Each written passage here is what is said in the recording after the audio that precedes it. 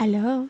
Hello, hello, girly pops. My name is Ingelere Dubs, and welcome back to Hello. And the drink of the day, it's a lemon lime olipop. And if you're new, make sure to hit that subscribe button so that you don't miss all of these weekly conversations that I post every Monday at 5:30 p.m. PST. And listen, this episode might trigger a few couple people, but it's all love. It's all of this stuff that once I realized them, it made me actually take a lot better care of myself. Because to be 100% honest with you, real self care is not this marketing idea of, skincare fridges and spas and nails. And that's not really what self care is about. And like that is a part of it, but it's not the whole picture of it.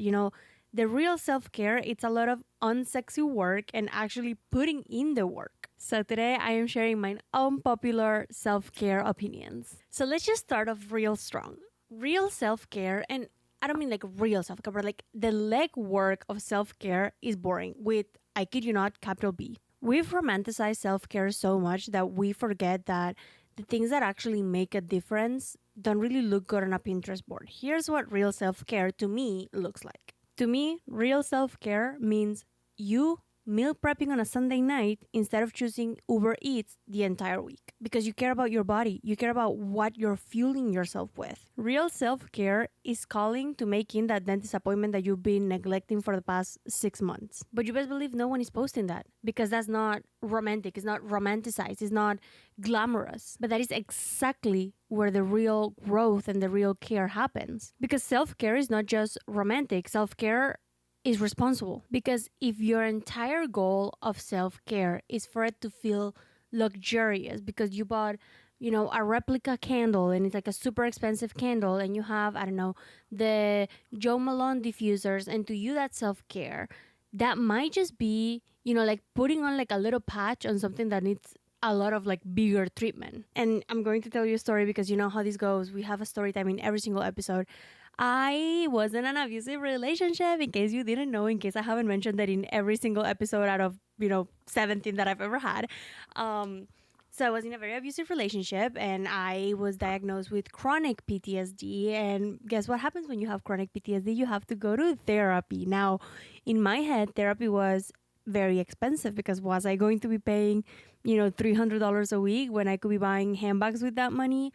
I mean, I kind of didn't want to, or like not just handbags, but like anything, right? So for years, and I mean years during my relationship, but like also after, maybe like a year after my relationship, I kept neglecting going to therapy. And when I actually did it, I mean, yeah, it cost money. Of course, it cost money. Like, it's therapy, it's expensive. But the actual growth I saw after attending therapy for a while was so incredibly rewarding. I actually felt like I could move on with my life in a different way because listen, bestie, when you have PTSD, ooh, it's the trenches, okay? It's rough. And just living like that is like not life. My ex drives or used to drive, I have no idea, a blue car, like bright blue car.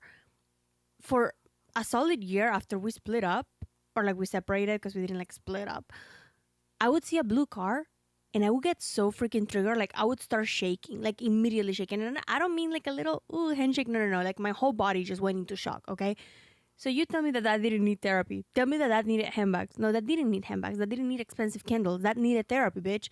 So when I went to therapy, I started feeling so much better. I started feeling like, oh my gosh, I am actually taking care of myself. This is what actually matters. Like a spa is not going to make me feel this way. A facial is not going to make me feel this way. Thank God I'm attending to therapy. But if that opinion wasn't unpopular enough, here's another one. You don't need to feel inspired, motivated, or excited to start taking care of yourself. Our brains will just play us such a bad move because we are so conditioned to think that I'll start the gym when I feel ready, or I'll clean when I'm motivated, or I'll start journaling when I have a little inspiration, or like I'll paint that painting that I've been wanting to paint, like I'll paint that frame when I'm motivated. Also, I painted this myself and you guys can see it there, but like it actually has like texture and stuff. It's actually pretty cool. I think it doesn't show up on camera as cool as it looks in person. Anyways, most of the times this feeling of being motivated, feeling ready, feeling excited comes after the action. So once you do that painting, you'll be like, oh my gosh, I am such a good painter. Like, this actually made me feel so good. Even if you're not good at it, this made me feel so good. I can't believe I put it off for so long. I should do it again, or I should do it more often.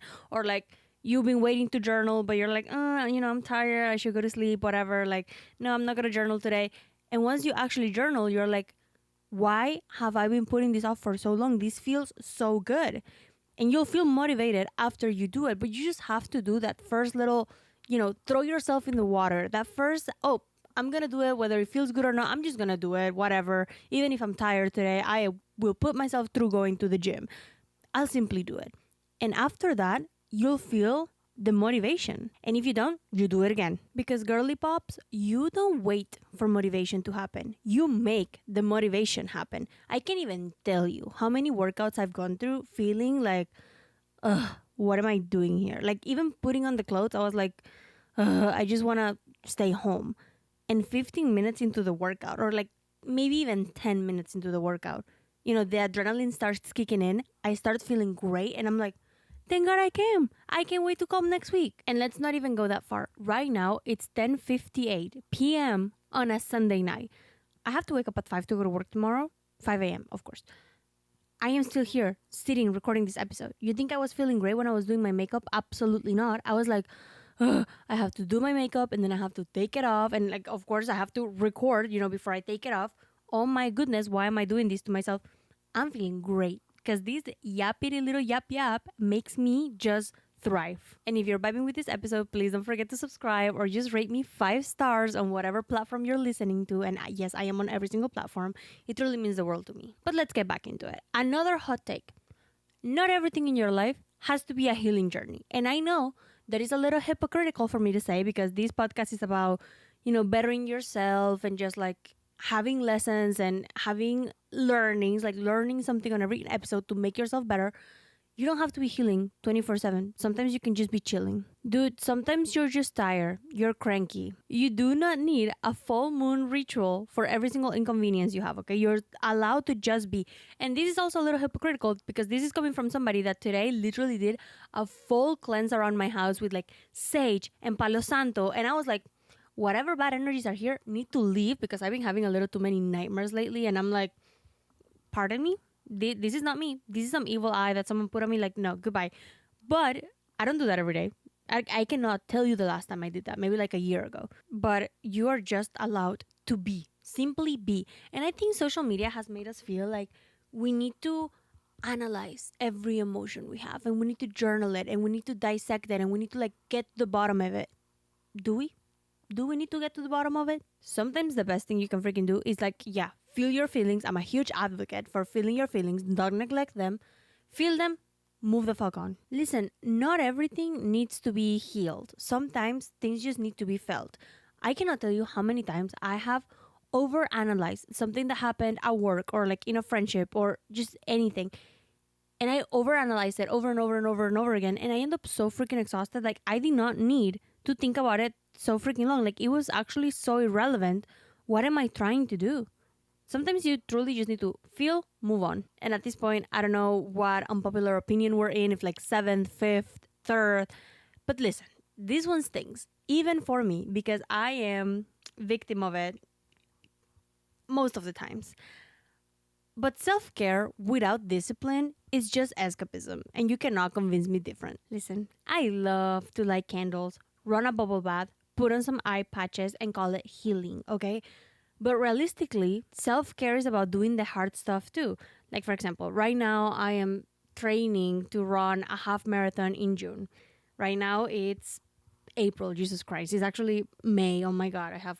Anyways, let's get back to it. I'm training to run a half marathon. And I'm not going to lie, sometimes I have to go on like a long run, right? And like, challenge my body to get ready for this half. Because if I don't train, I'm not going to be ready. And sometimes I'll be like, well, but I need to like do a hair mask today. And I need to shave my legs. I don't need to shave my legs. I want to shave my legs. Like I just want to do a long everything shower with a little candle on the outside of the bathroom so that I can feel like I'm at a little spa. That's what I want to do. And at the end of the day, because if I'm coming back from work late and I'm choosing to have an everything shower as opposed to go out and run because I'm going to go to bed late and whatever else, that's not self-care. It's simply procrastination on a pretty bathrobe. That's what it is. Because, girl, we cannot bubble bath and candle our way out of actually tackling our own life, okay? And yes, that might sound a little rude. It is what it is. And that's not to say that the bathrobe and the candles and the everything else is not self-care, but it's about a balance. You need to be able to balance those type of things that make you feel good externally, because I love shaved legs. I absolutely adore shaved legs. But I also like the feeling of going on a 5 mile run. That feels amazing. So it's just about balance, because I can also not burn myself out running every single day and then looking like a freaking gremlin. I can't do that either. You know, like I need to go pluck my brows and just like paint my nails and whatever else. Like, also, please do not look at my nails. They're 6 weeks grown out, but my nail girl is on vacation. So I'm struggling. Okay, I'm struggling. Anyways, you just need to find a balance that works for you, but you cannot neglect the actual things that are going to take care of you physically, mentally, like going to the gym, meal prepping. Those type of things are actually taking care of yourself. And the bath and the nails and the hair makes you feel good, because like, sure, girl, if you look good, you feel good. I stand by that, because right now I haven't done my makeup in so freaking long, and right now I feel like my face scar lethal. I'm just gonna give you a show. Lethal. Okay, this face scar will not decline, but the face scar of 30 minutes ago with like 10 pimples, yeah, that one was not going through. That one was declining. So you look good, you feel good, but you also have to work on other things in order for you to feel good in reality. So simply find a balance, give yourself some time to rest, but also keep yourself accountable. That's it. And finally, your glow up might be ugly, and that's okay.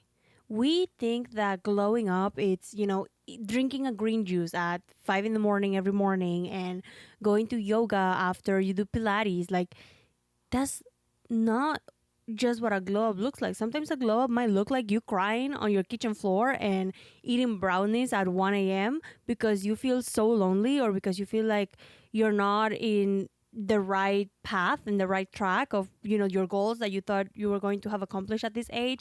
Am I talking about myself? Yes, absolutely I am. Sometimes your healing might look like going to the gym at 6 p.m. after having a long day at work and being exhausted, being tired, but still making it there because you know it's going to benefit you. Sometimes healing might look like losing friends that you thought were going to be in your life forever. Like, everyone's healing and everyone's self-care looks different. It's not just what you're seeing the social media girlies, including me, post online of my shower routine. It's not just about that. Just people are not posting the real stuff they're going through. Except me, because I can shut up and I will talk about absolutely every single thing I'm going through. But everyone's healing looks different. So not because you didn't drink your green juice at 5 a.m. on a random Tuesday means that you're in the wrong path. You're doing great. Girls, the real glow up and the real healings don't happen in good lighting. Or you think that I've gotten to this point of happiness and, being in a healthy relationship just because I did a hair mask? Absolutely not. You best believe I got to a healthy relationship because I went to therapy. I put in the work. I also sued my ex and got a lot of money as a judgment, but that's not how I got here. It's because I put in the work. And like, sure, a lawsuit feels great. A lawsuit feels like a win. It is a win. But I put in the work. I worked on myself. And no one saw all of the therapy sessions where I was literally having panic attacks because we were reliving everything that I went through. No one saw that. And also, no one saw how therapy happens, right? Because my therapy was happening, I think, like I was taking therapy during my lunch breaks at work because my therapist couldn't make it at any other point. There's no weekend sessions. It was during my lunch breaks. So I had to have an hour to go eat lunch, cry for an hour, and then wrap it up because I was right back to work. But that was healing me. That was making me glow up. That was self-care to me. But no one's seeing that. So you're not failing. You're not an ogre. You're not the worst thing this world has ever seen because you don't look Instagram perfect while you're healing, while you're doing your self-care. You're just human. And honestly, sometimes the absolute best self-care of all is just letting yourself be messy throughout the process and feeling no guilt about it. Admitting that, yeah, I am being messy. Like, yeah, I look bad in my kitchen floor eating a brownie, but this feels good and it is healing something in me. Before we wrap up, don't forget to subscribe. It's quite literally free. It also helps me know that you're enjoying this content and it'll make you never lose an episode because you'll get notifications, I hope. And to wrap it up, girlies, self-care is not a one-size-fits-all. It's not always pretty, it's not always easy, but when you're doing the real work, when you're putting in the real work, even when it feels invisible, okay? Even when you're feeling no progress, you are working towards building a life that you feel comfortable and that you feel safe in. So this week, I want you to ask yourself, is the way that I'm caring for myself actually helping me grow? Or am I just keeping it comfortable? Anyways, without nothing else to say, thank you so much for your time. Thank you so much for listening to me. I love you. Besitos.